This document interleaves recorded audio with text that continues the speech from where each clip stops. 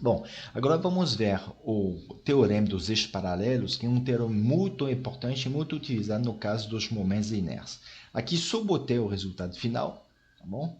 E a demonstração não é muito difícil, ok? Se vocês quiserem, vocês coloquem em comentário ou façam outro vídeo com esse tipo de demonstração. Bom, ele faz o quê? Ele relaciona o momento de inércia em relação a um eixo qualquer, por exemplo, a com o momento de inércia em relação ao eixo paralelo a esse eixo A', mas que passa pelo centroide daquela superfície.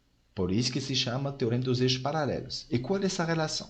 O momento da superfície em relação ao eixo qualquer igual ao momento da superfície em relação ao eixo paralelo que passa pelo centroide, mais a área da superfície vezes a distância ao quadrado entre os dois eixos. Ok? Então é nessa fórmula aqui.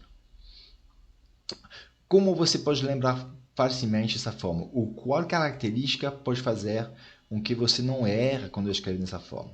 Você vê que aqui, ó, como esse termo é positivo, esse termo é positivo, esses termos são positivos, o momento de inércia em relação ao eixo que passa pelo centroide é sempre o mínimo, é sempre o menor. Não tem jeito. Então, sabendo que o momento em relação ao eixo que passa pelo centroide é sempre o menor, ele tem que ficar aqui. Bom, então, o momento em relação a qualquer eixo é igual ao momento em relação ao eixo paralelo que passa pelo centroide, mais a área vezes a distância ao quadrado.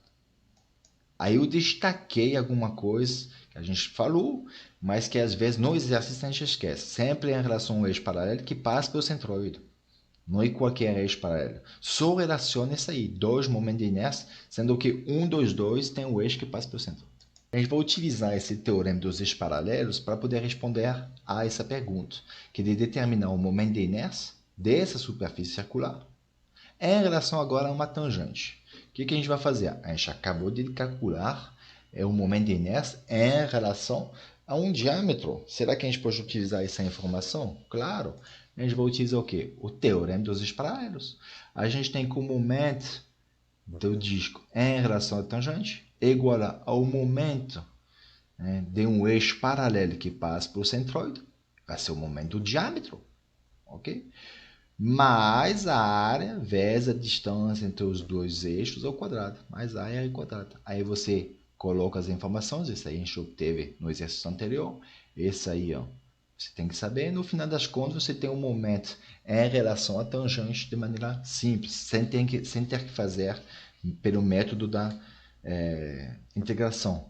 Ok? Imagine se você tivesse que integrar para obter esse resultado. Ia demorar muito mais e com muita maior possibilidade de errar. Bom, no caso do momento de inércia de segunda ordem, né, a gente também pode utilizar a superfície composta. De qual forma? Então, simplesmente, o momento de inércia de uma superfície composta em relação a um certo eixo, ele vai ser igual à soma, à adição dos momentos de inércia das diferentes partes em relação ao mesmo eixo. Ok? E também a gente vai poder, como a gente fez no caso do centroide, né, utilizar o fato que vazio ou buraco corresponde a uma área negativa. E nesse tipo de exercício a gente vai utilizar bastante o teorema dos eixos paralelos para chegar justamente ao mesmo eixo. Bom, existem algumas tabelas, né, sobre os momentos de inércia em relação a alguns eixos específicos para superfícies simples. Esse tipo de dados eu vou colocar no Google Classroom, tá bom? E justamente a gente vai utilizar essas informações para simplificar as nossas contas no caso de superfície composta. É um vídeo separado, eu vou resolver esse exercício onde a gente tem essa superfície e é pedido calcular, determinar o momento em relação ao eixo X. Então aqui você consegue enxergar muito bem, né, facilmente, que essa superfície ela corresponde a um retângulo ao qual a gente retirou esse semidisco. Então eu vou utilizar esse fato para poder resolver utilizando a superfície composta. Bom, agora vem uma grandeza física que vocês normalmente não viram em física 1 ou em outra área, que é o produto de inércia. A definição do produto de inércia ela é bem análoga ao que a gente espera, né, provindo do momento de inércia. Okay? Então, o produto de inércia, você tem uma superfície, você pega um elemento infinitesimal, dA, e ao invés de calcular, né, integrar uma certa distância ao quadrado, você simplesmente integra o produto das distâncias até os dois eixos. Então, o produto de inércia só faz sentido em relação a um par de eixos. Bom, então, por isso que produto a gente vai chamar de P, e aqui você vai ter o par de eixos em relação ao qual você calcula.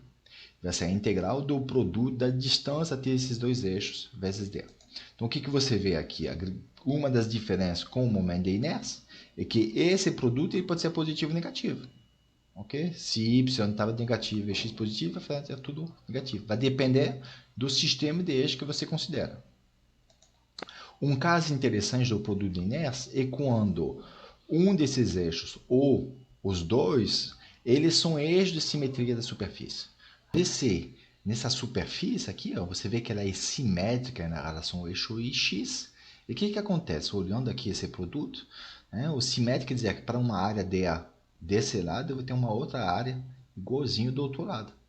Para essa área, a contribuição dela vai ser xy. Mas para essa área, a contribuição vai ser o quê? X vezes menos y. Então, como a gente vai fazer essa soma dessas duas contribuições, elas vão se cancelar 2 a 2 e, portanto, o produto de inércia vai ser nulo. Então, toda vez que você consegue enxergar um eixo de simetria, né, ou dois, e que esses eixos de simetria, justamente você calcula o produto em relação a um dele, vai dar zero. Então, é bem interessante para calcular. Para produto de inércia, também existe o teorema dos eixos paralelos, que é bem análogo ao que a gente viu. Somente tem que tomar alguns cuidados a mais. Então, a gente tem o produto de inércia de um sistema de eixo qualquer, vai ser igual ao produto de inércia de um sistema de eixos paralelos, mas agora que se cruzam no centroide. Ok? Mas, aí você vai ter o quê? O produto das coordenadas do centroide, x bar, y bar, vezes a área. Tá bom? Então é um pouquinho mais complicado, mas não é muito difícil. O cuidado que você tem que ter é entender quais são essas coordenadas. Tá bom? São as coordenadas do centroide, justamente no sistema de eixo, onde você vai calcular aqui.